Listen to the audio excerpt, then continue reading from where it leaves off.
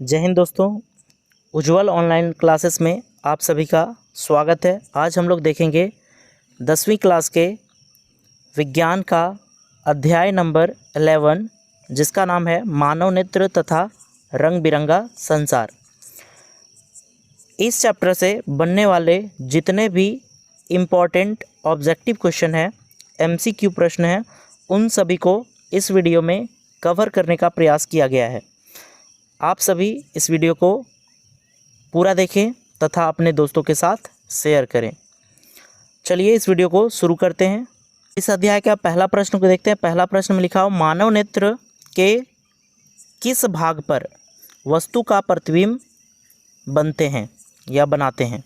मानव नेत्र किस भाग पर अपना प्रतिबिंब बनाता है, तो वो है रेटिना। रेटिना कहाँ होता है, तो नेत्र लेंस के जस्ट विपरीत इस जगह पे होता है रेटिना, जिसको हिंदी में दृष्टिपटल कहते हैं। चलिए अगला प्रश्न की ओर बढ़ते हैं। अगला प्रश्न में लिखा हुआ है, तारों के टिमटिमाने की व्याख्या किस सिद्धांत पर आधारित है। तो तारे किस सिद्धांत टिमटिमाते नजर आते हैं, ये प्रकाश के अपवर्तन के सिद्धांत के कारण होता है, जबकि प्रकाश के प्राकिरणन के कारण आकाश का रंग नीला और वर्ण विक्षेपण के कारण इंद्रधनुष बनते हैं। अगला प्रश्न में लिखा हुआ है, नेत्र लेंस की फोकस दूरी अधिक हो जाने से कौन सा दृष्टि दोष होता है। नेत्र लेंस की फोकस दूरी तब बढ़ जाता है जब नेत्र गोलक छोटा हो जाता है, या कभी कभी नेत्र लेंस की फोकस दूरी बढ़ जाने से जो रेटिना होती है, रेटिना के पीछे प्रतिबिंब बनने लगता है। तो ऐसा केवल दूर दृष्टि दोष वाले जो नेत्र होते हैं उनमें होता है। जिस नेत्र में दूर दृष्टि दोष हुआ है उसका नेत्र गोलक छोटा हो जाता है तथा फोकस दूरी बढ़ जाता है। तो दोनों बातें ध्यान रखेंगे यहाँ से। चलिए अगले प्रश्न की ओर बढ़ते हैं। अगला प्रश्न में लिखा हुआ है, नेत्र में किसी वस्तु का बना प्रतिबिंब होता है, यानी नेत्र में किस प्रकार का प्रतिबिंब बनता है। तो हमारे नेत्र में उत्तल लेंस होता है, और उत्तल लेंस वास्तविक, उल्टा और छोटा प्रतिबिंब बना सकता है। तो वास्तविक बनता है, उल्टा बनता है और छोटा। हमारे नेत्र में बना प्रतिबिंब कैसा होता है, उल्टा, वास्तविक और छोटा। चलिए अगले प्रश्न की ओर बढ़ते हैं। अगला प्रश्न में लिखा हुआ है, जो नेत्र निकट स्थित वस्तुओं को स्पष्ट नहीं देख पाता, उस नेत्र में कौन सा रोग होता है। तो निकट की वस्तुओं को स्पष्ट नहीं देख पा रहा है, इसका मतलब है ये दूर की वस्तुओं को स्पष्ट देख पाता है। तो दूर की वस्तुओं को स्पष्ट देख पा रहा है अर्थात उसे दूर दृष्टि दोष हुआ है। दूर के वस्तुएं दिखाई दे रहा है इसलिए उसे दूर दृष्टि है, जबकि निकट की वस्तुएं यदि दिखाई देता तो उसे निकट दृष्टि दोष होता। लेकिन अभी इस सवाल के लिए दूर दृष्टि दोष सही जवाब है। चलिए अगले प्रश्न की ओर बढ़ते हैं। अगला प्रश्न में लिखा है, श्वेत प्रकाश की किरण जब किसी प्रिज्म से होकर गुजरती है तब जो रंग सबसे अधिक विचलित होता है वह कौन है। तो सबसे ज़्यादा विचलित वाला को ध्यान में रखेंगे, यह है बैंगनी रंग। सबसे कम विचलित होता है लाल, क्योंकि जो हम लोग पढ़े थे स्पेक्ट्रम का बैंड, उसमें सबसे पहले आता है VIBGYOR। तो सबसे शुरुआत में वायलेट आता है और लास्ट में रेड। वायलेट यानी कि बैंगनी और रेड यानी कि लाल। सबसे कम विचलित लाल होता है और सबसे अधिक विचलित बैंगनी होता है। अगला प्रश्न की ओर आते हैं, अपने लेंस की फोकस दूरी को बदलकर दूर या निकट की वस्तुओं को साफ साफ देख सकने के आँख के गुण को कहते हैं। आँख का कौन सा गुण के कारण हम निकट हो या दूर हो वस्तु उसे साफ साफ देख पाते हैं। तो इसका सही जवाब है नेत्र की समंजन क्षमता। समंजन क्षमता के कारण हमारा फोकस दूरी समायोजित होता है, घटते बढ़ते रहता है। अगला प्रश्न है, जरा दूरदर्शिता से पीड़ित व्यक्ति का उपचार किस प्रकार के लेंस से किया जाता है। तो जिसे जरा दूरदर्शिता का बीमारी हो जाता है उसे हम लोग बाईफोकल लेंस यानी कि द्विफोक्सी लेंस के द्वारा ठीक करते हैं। यानी इस रोग को द्विफोक्सी लेंस के द्वारा ठीक किया जा सकता है। यहाँ से ये भी याद रखेंगे कि अवतल लेंस के द्वारा निकट दृष्टि दोष को ठीक कर सकते हैं, और उत्तल लेंस के द्वारा दूर दृष्टि दोष को ठीक कर सकते हैं, जबकि बाईफोकल लेंस के द्वारा बाईफोकल लेंस के द्वारा कर सकते हैं, जरा दूरदर्शिता को। और एक और याद रखेंगे कि बेलनाकार लेंस होता है जिससे हम लोग अबिंदुकता को ठीक कर सकते हैं। अगले प्रश्न की ओर बढ़ते हैं। अगला प्रश्न 9वां नंबर है। एक स्वस्थ मानव नेत्र के लिए निकट तथा दूर बिंदु क्रमशः कितना कितना होता है। यानी अच्छे आँख के लिए निकट बिंदु सबसे कम दूरी जहाँ से हम देख पाते हैं वो है 25 सेंटीमीटर, और ज़्यादा से ज़्यादा कहाँ तक, अनंत तक। तो अनंत से लेकर 25 सेंटीमीटर की जो रेंज होता है वो एक स्वस्थ नेत्र के लिए होता है। अगले प्रश्न की ओर बढ़ते हैं। अगला प्रश्न है 10वां नंबर। विभिन्न दूरियों पर की वस्तुओं के प्रतिबिंब को फोकस करने के लिए आँख के लेंस की फोकस दूरी परिवर्तित होती है। यानी आँख का लेंस जो होता है उसकी फोकस दूरी किसके कारण बदलता है। तो ये बदलता है हमारे नेत्र में उपस्थित सिलियरी पेशियों के द्वारा, जिसको हिंदी में पछमाभी पेशियाँ कहते हैं। इसके कारण हमारा फोकस दूरी बदलता है। चलिए नेक्स्ट है 11वां नंबर क्वेश्चन। जो नेत्र दूर स्थित वस्तुओं को स्पष्ट नहीं देख पाता, उस नेत्र में कौन सा रोग होता है। दूर की वस्तुओं को स्पष्ट नहीं देख पा रहा है, यानी निकट की वस्तुओं को देख रहा है, इसलिए इसे निकट दृष्टि दोष है। यानी इस नेत्र में निकट दृष्टि दोष है। इसका सही जवाब हो जाता बी नंबर, निकट दृष्टि दोष। अगला सवाल में लिखा हुआ है किस दृष्टि दोष में किसी वस्तु का प्रतिबिंब रेटिना के पहले बन जाता है। रेटिना के पहले बनता है निकट दृष्टि दोष में।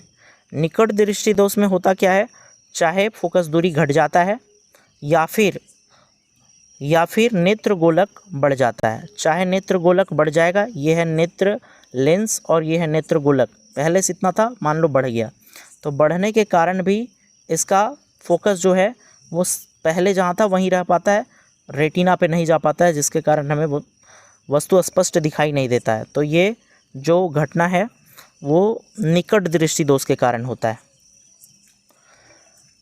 चलिए अगले प्रश्न की ओर बढ़ते हैं। अगला लिखा हुआ नेत्र की समंजन क्षमता कम हो जाने से कौन सा रोग उत्पन्न होता है। तो नेत्र की समंजन क्षमता कम होने से जरा दूरदृष्टिता रोग होता है, जिसको यहाँ लिखा है जरा दृष्टि दोष। तो जरा दृष्टि दोष ये नेत्र की समंजन क्षमता के कम होने के कारण होता है। ये ज़्यादातर अधिक उम्र वाले लोगों को होता है। उम्र बढ़ने के साथ साथ आँख की समंजन क्षमता कम हो जाती है। चलिए अगले प्रश्न की ओर बढ़ते हैं। अगला प्रश्न में लिखा हुआ है चंद्रमा पर खड़े अंतरिक्ष यात्री को आकाश कैसा प्रतीत होता है। तो चंद्रमा पर वायुमंडल नहीं है, इसलिए वहाँ प्रकाश का प्राकिरण नहीं होगा, और प्रकाश का प्राकिरण नहीं होता है जिसके कारण आकाश काला दिखाई देता है।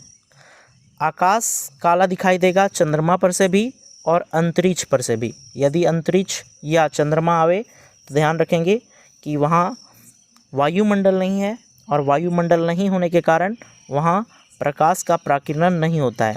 प्रकाश का प्राकिरण नहीं होने से आकाश का रंग काला दिखाई देता है। अगले प्रश्न की ओर बढ़ते हैं। अगला प्रश्न है 15 नंबर। श्वेत रंग कितने रंगों के मेल से बना है। श्वेत रंग यानी सूर्य से निकलने वाली जो प्रकाश है वो कितने रंगों का मेल से बना हुआ होता है। तो श्वेत प्रकाश 7 रंगों के मिश्रण से बना होता है। 7 रंग में से कौन कौन होते हैं ये याद रखना है। Violet, indigo, blue, green, yellow और ऑरेंज। VIBGYOR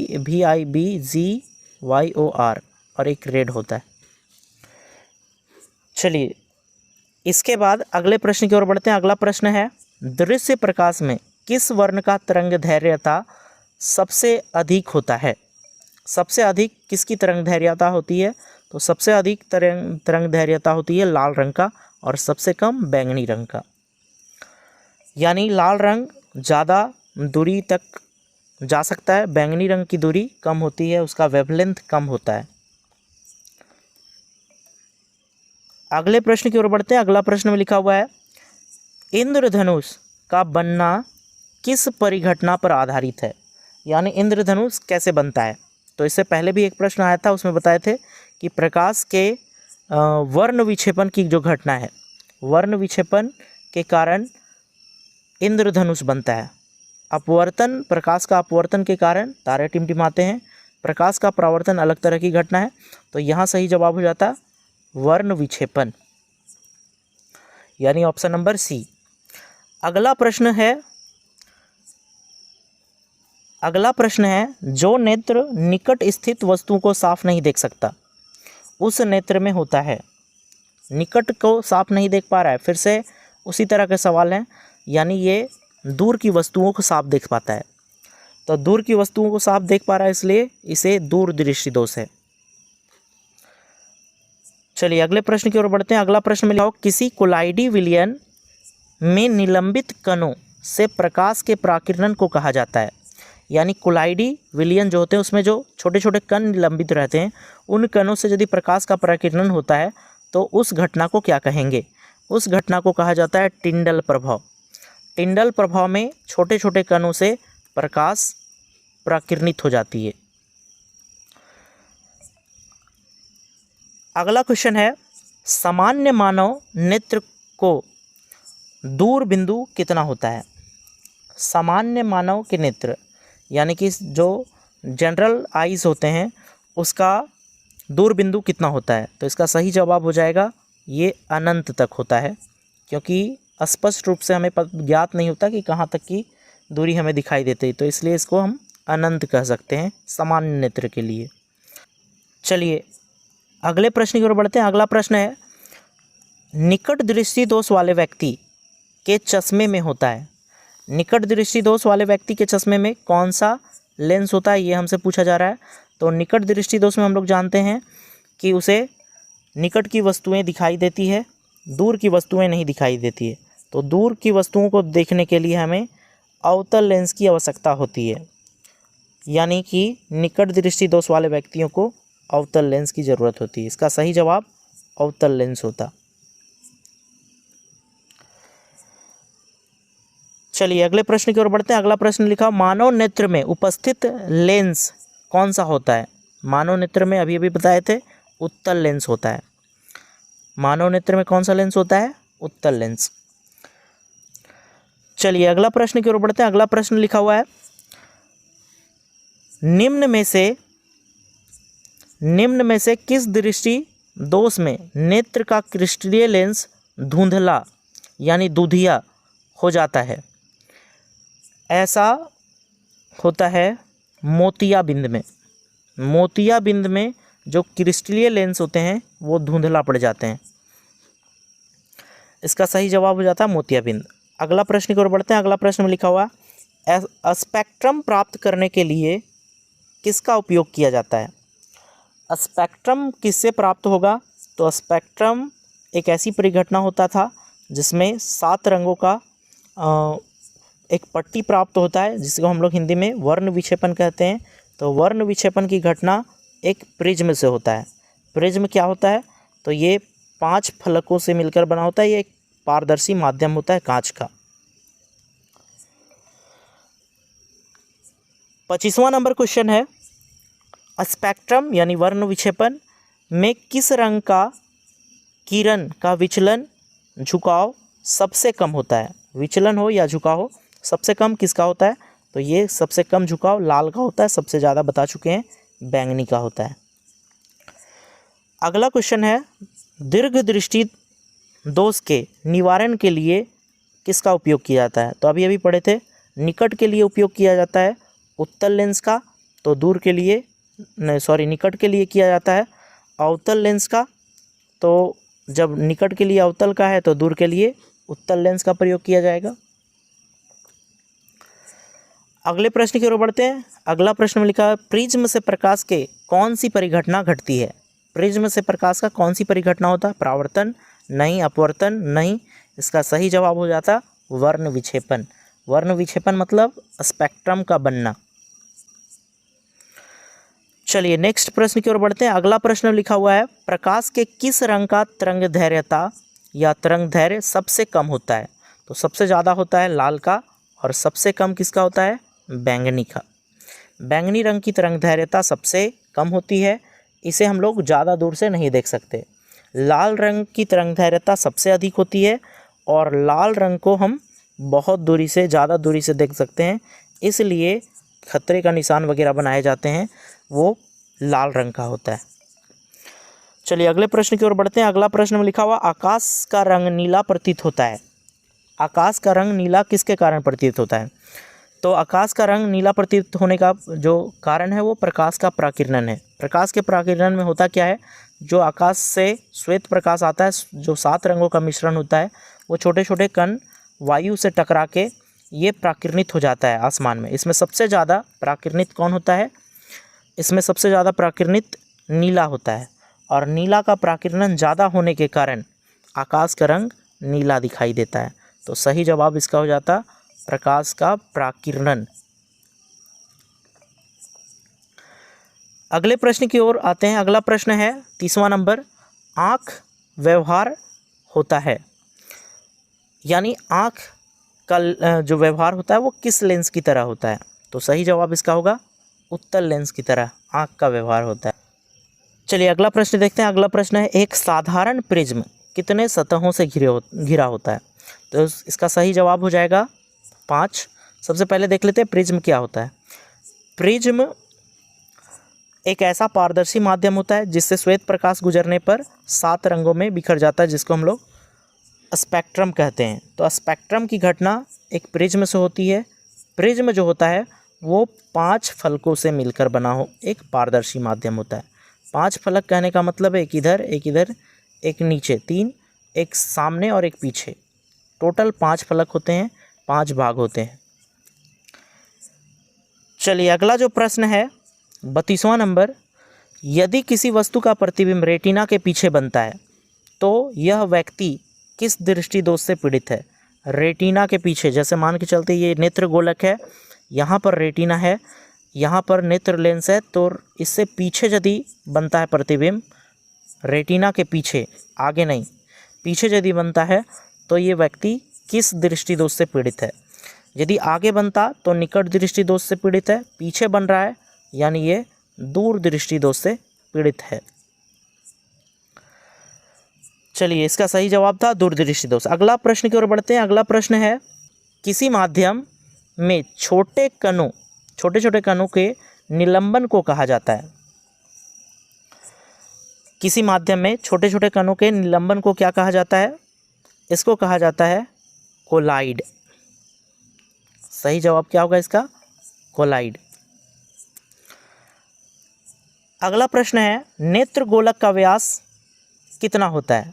नेत्र गोलक जो होता है हमारा, नेत्र जो है उसका जो व्यास होता है, प्रभावी व्यास, यानी यहाँ से यहाँ यदि नापा जाए तो कितना होता है? ये होता है 2.3 के आसपास। 2.3 इसका सही जवाब है। चलिए नेक्स्ट प्रश्न की ओर बढ़ते हैं। अगला प्रश्न में लिखा हुआ, विद्युत सिग्नल कौन उत्पन्न करता है? विद्युत सिग्नल उत्पन्न करते हैं प्रकाश सुग्राही कोशिकाएं। प्रकाश सुग्राही कोशिकाएं कहाँ होती है? तो ये हमारा नेत्र गोलक है, नेत्र लेंस है, और यहाँ पर रेटिना होती है। रेटिना के पास होती है प्रकाश सुग्राही कोशिकाएं जो कि विद्युत सिग्नल उत्पन्न करती है। अगला है, सिग्नलों की व्याख्या कहाँ होती है? सिग्नल जो जाते हैं विद्युत सिग्नल, उसकी व्याख्या कहाँ पे होती है? तो इसे कौन समझता है? मस्तिष्क। मस्तिष्क समझ के बताता है किसका चित्र है, कौन सा चित्र है, इसके बारे में। चलिए नेक्स्ट प्रश्न की ओर बढ़ते हैं। अगला प्रश्न है, मानव नेत्र में किस प्रकार का लेंस पाया जाता है? ये पढ़ चुके हैं, इसका सही जवाब पता है आप लोग को। इसका सही जवाब है उत्तल लेंस। चलिए अगला प्रश्न है, पुतली के साइज को नियंत्रित करने वाला गहरा डायफ्राम कहलाता है। जो पुतली के साइज़ को नियंत्रित कर दे, पुतली के साइज़ को कम बेसी करता है, वो गहरा पेशीय डायफ्राम कौन होता है? तो इसका सही जवाब हो जाएगा परितारिका।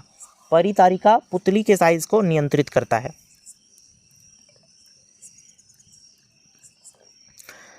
चलिए अगला क्वेश्चन है, आँख की पुतली किस प्रकार कार्य करती है? तो इसका सही जवाब होगा परिवर्ती द्वारक के भांति। आँख की पुतली जो है वो किसके जैसा कार्य करती है? परिद्वारक की भांति। परितारिका नहीं है, पुतली नहीं है, दृक् तंत्रिका के जैसा भी नहीं है।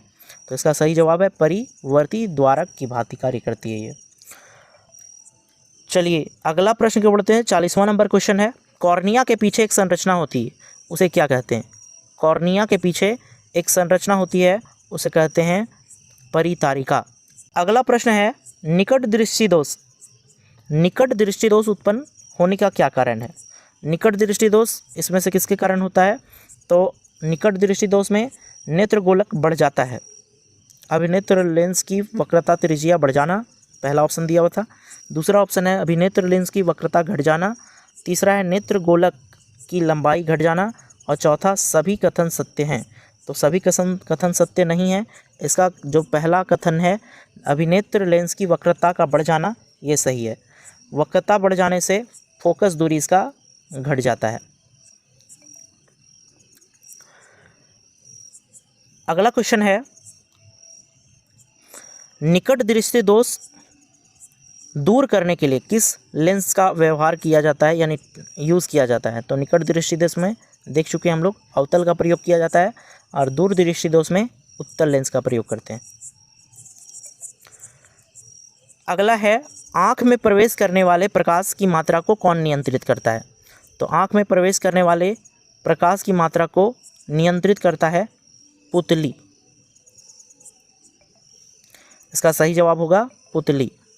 चलिए अगले प्रश्न की ओर बढ़ते हैं। अगला प्रश्न है, नेत्र में प्रवेश करने वाले प्रकाश किरणों का अधिकांश अपवर्तन होता है। नेत्र में प्रवेश करने वाले प्रकाश किरणों का अधिकांश अपवर्तन कहाँ पर होता है? तो इसका सही जवाब होगा कॉर्निया के बाहरी पृष्ठ पर। कॉर्निया के बाहरी पृष्ठ पर प्रकाश के अधिकांश परावर्तन होता है। चलिए अगला क्वेश्चन है, मंद प्रकाश में किसकी शीतलता से पुतली पूर्ण रूप से फैल जाती है? तो पुतली फैलने का जो घटना है वो किसके कारण होता है?